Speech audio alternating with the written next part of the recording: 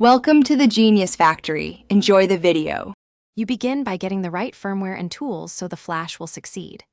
Extract the ROM and confirm the device model and build mismatches brick phones.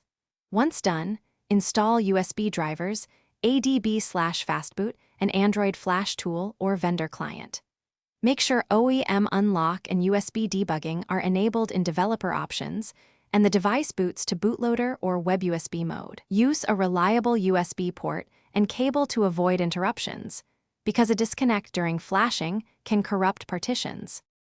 You now load the firmware into the flashing client and configure options carefully. Select your device using web USB or the ADB bridge. The tool will detect the bootloader. Choose the correct image and the flash mode. Clean flash wipes data for a fresh system. Save user data preserves apps. Verify the partition table and confirm bootloader unlock state. If locked, you must unlock first. Once configured and battery is above 50%, start the flash and watch progress messages. Do not interrupt power or cable. You complete the process by rebooting into the system and verifying functionality.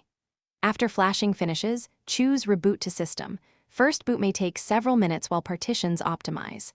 Make sure Wi-Fi, telephony, and sensors initialize and that apps run without crashes.